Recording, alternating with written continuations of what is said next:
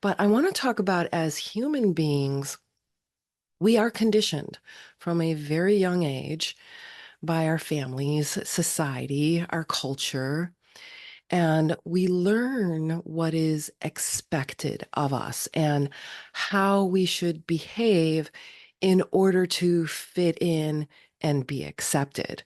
However, this conditioning can often lead us away from our true selves. For example, when I was in high school back in the 80s, we were taught as girls to learn typing and office skills so that we can be a secretary or something, or work in a bank or something like that. My first job was working at a bank. So we're conditioned to do these things so that we can get a job and that we can do these things and succeed. So, according to them, these are the things that we can do in order to succeed. But something inside just didn't feel like it was aligned with me as a manifester. And I never really did align with the 9 to 5 jobs. The 9 to 5 jobs that I experienced were very short lived. So I want to get back to the deconditioning part. First of all, what does it mean to decondition?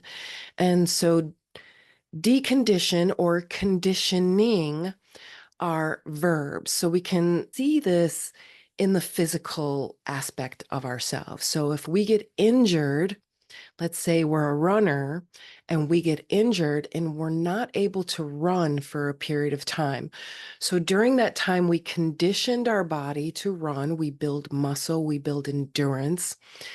And then let's say an injury happens, something happens where we're not able to run, the body starts to decondition itself. It weakens. However, there's another meaning to deconditioning, and this is related to our conditioned responses or behavior patterns. So we have conditioned responses. Something happens, we respond. We don't even have to think about how we're going to respond or what we're going to say. We're conditioned to respond in a certain way.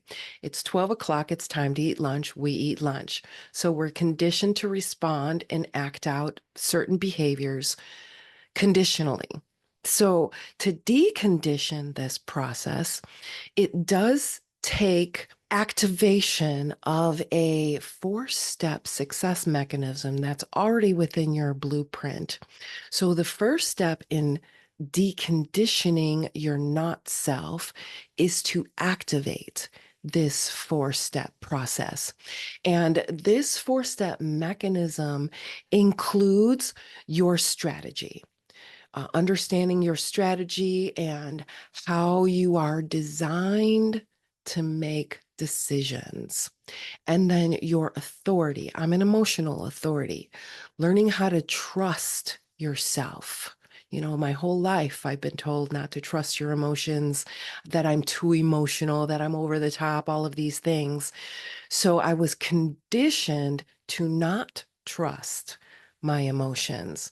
However, since learning about human design since 2016, going through that 7 years of deconditioning, I learned to trust my authority of emotions.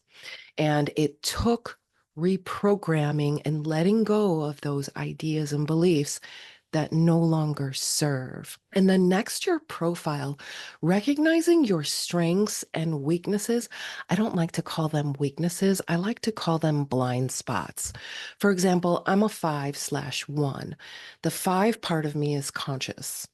The 1 part of me is unconscious, and I may unconsciously find myself forever investigating things and not implementing and moving forward with a decision or with implementing something. So I may unconsciously do those behaviors. So we want to make those conscious, right? And your definition is also involved. I'm a single definition, but some people are a double, triple, even rare is the quadruple definition. But understanding how you energetically connect with others in making decisions. So once we've activated this success mechanism that's already in your blueprint, what happens is it becomes easier to identify when you are not truly in line with who you really are and your inner authority. So, when we are not truly in line with who we are, one way to become aware of these instances is through using a tool to make the subjective objective. And so take time each day to check in with yourself and ask yourself what you're doing for your feeling, what you're feeling. If what you're doing feels and in alignment with who you truly are.